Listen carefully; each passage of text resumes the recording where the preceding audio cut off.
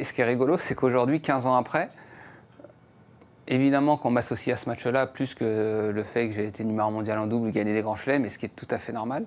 Mais aujourd'hui, ce qui me fait plaisir, c'est que les gens me demandent si j'ai gagné le match. Bonjour, c'est Nico Mahut. On va revenir sur le match que j'ai disputé en 2010 face à John Isner à Wimbledon, qui a duré 11h05. 15 ans déjà. Déjà, dans la question, je me rends compte que ça fait 15 ans.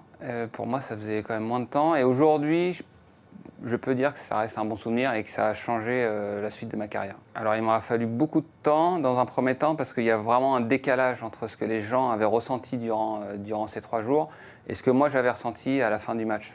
Il y avait vraiment cette sensation de défaite qui prédominait par rapport à ce que les observateurs avaient pu vivre pendant ces 3 jours. Et donc j'ai vécu pendant un moment avec ce décalage qui, dans un premier temps, moi, m'agaçait terriblement. Et ça m'a pris un peu de temps avant de réaliser que finalement, c'était plus qu'un perdant et un vainqueur. C'est difficile à en parler. Déjà, il y a eu cette euphorie un peu médiatique dans un premier temps où c'était une bonne expérience parce que pour moi, c'était un peu nouveau de goûter à ça. Mais moi, en fait, il a vraiment fallu que je gagne. C'était très important pour moi que je finisse par gagner parce que j'ai pas de problème aujourd'hui à en parler en me disant que ma carrière s'arrête et qu'on me parle de ce match-là comme c'est finalement la seule chose qui va peut-être rester de ma carrière. Mais personnellement, je sais que j'ai gagné. J'ai gagné des titres en simple, j'ai gagné des grands chelems en double. Et du coup, je suis plus associé forcément à un match où j'ai perdu. Et pour moi, ça, c'était très important. Aujourd'hui, je suis très fier, justement, parce que moi, Wimbledon, c'est mon tournoi favori. J'étais pas assez fort pour laisser mon empreinte sur le tournoi en gagnant le tournoi et en participant à l'histoire du jeu. Et à travers ce match, j'ai eu la possibilité, avec John, de laisser mon nom, même si c'est une toute petite partie de l'histoire du tournoi, au moins j'en fais partie. Et aujourd'hui, je suis très fier de ça.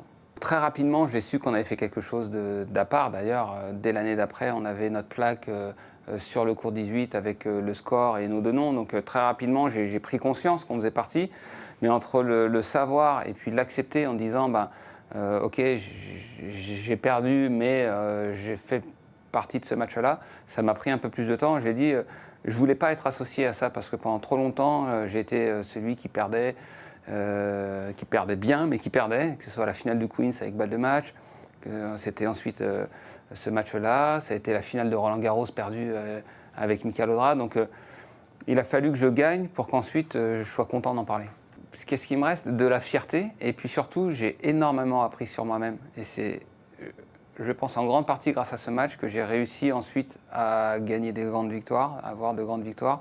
Ça m'a permis de mieux appréhender mes rencontres en Coupe Davis quand j'ai été sélectionné. Ça m'a permis de mieux appréhender les finales de Grand Chelem que j'ai pu disputer. La manière de me concentrer sur un terrain, de repousser mes limites. Souvent, moi, j'étais un joueur qui avait tendance à trouver des excuses sur un terrain, un échappatoire. Un coup, c'était l'arbitre, un coup, c'était les conditions météo, un coup, c'était le public. Dès que ça allait pas, je trouvais finalement un fautif. Et ce match-là m'a permis vraiment de comprendre que je pouvais garder ma concentration pendant une durée très longue et que je pouvais dépasser certaines limites. Donc si j'étais capable de le faire une fois, j'étais capable de le reproduire. Et ce match-là, en tout cas, il y a eu un avant et un après. Donc je lui dois énormément. Avec John, on est devenus très liés, très copains. Je pense que mon niveau d'anglais a fait qu'on n'a pas été aussi proches que ça. J'aurais aimé être plus proche encore. Mais quand ses enfants sont nés, je lui ai envoyé un cadeau. Quand mon fils est né, il m'a envoyé un cadeau. On s'écrit de temps en temps.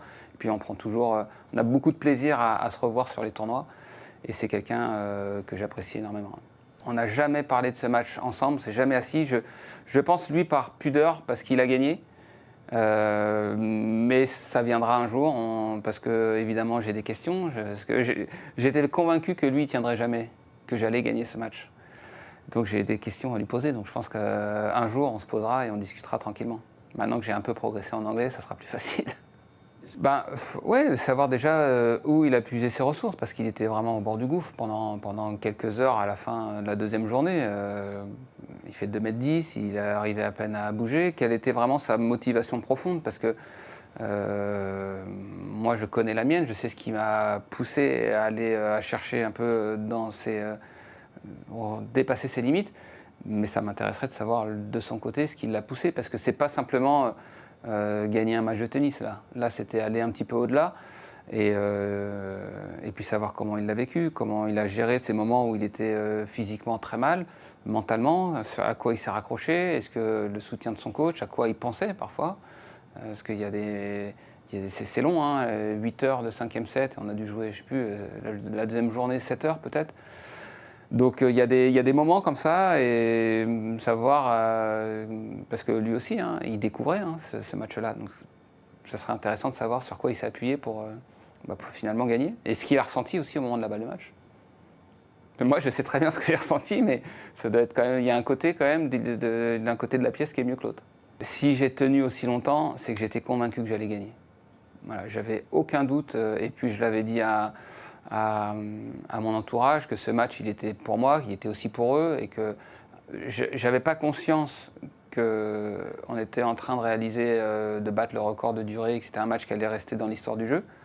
En revanche, j'étais conscient que ce match-là, j'en revivrais plus jamais, que c'était une expérience unique. Et pour tout un tas de raisons, je voulais le gagner et j'étais convaincu que j'allais le gagner. Donc quand ça se termine, il faut accepter déjà que j'ai pas réussi. Donc j'ai l'impression de décevoir tout le monde, donc ça a été difficile.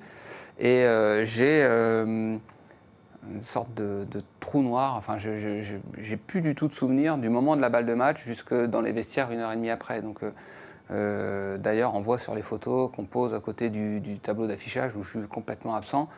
La cérémonie sur le court, j'ai aucun souvenir. Dans les vestiaires, sans mon entraîneur, Boris Valéjo ou le kiné m'ont mis sous la douche habillé pour que je reprenne un peu mes esprits. Donc il y a eu un passage comme ça d'1 heure, 1h30, absolument atroce, où je pleure dans les vestiaires, où j'arrête pas de répéter à mon entraîneur qu'est-ce que j'ai mal fait sur le dernier jeu, parce que même le dernier jeu, sur le coup, je m'en souvenais plus. Donc ce passage-là était vraiment difficile. Et puis après, j'ai reconnecté lorsqu'il a fallu aller sur le terrain pour rejouer le double juste après, 1h30, 2 heures après. Mais ce passage-là, vraiment, il a été compliqué. Et puis les heures qu'on suivit, il était vraiment pas agréable. Ce qui est rigolo, c'est qu'aujourd'hui, 15 ans après, évidemment qu'on m'associe à ce match-là plus que le fait que j'ai été numéro mondial en double, gagné des grands chelems, mais ce qui est tout à fait normal. Mais aujourd'hui, ce qui me fait plaisir, c'est que les gens me demandent si j'ai gagné le match. 15 ans après. Donc parfois, je m'amuse à dire oui, oui, je l'ai gagné. Mais c'est évidemment beaucoup de fierté, comme j'ai dit, d'avoir. Quand j'arrive à Wimbledon, c'est la première chose que je fais. C'est que je vais devant le court 18. Et cette année, je vais y retourner avec mon fils. Et ce sera pour moi l'occasion, il l'a déjà vu, hein, mais de retourner, de lui montrer. Et puis peut-être de lui raconter une partie du match.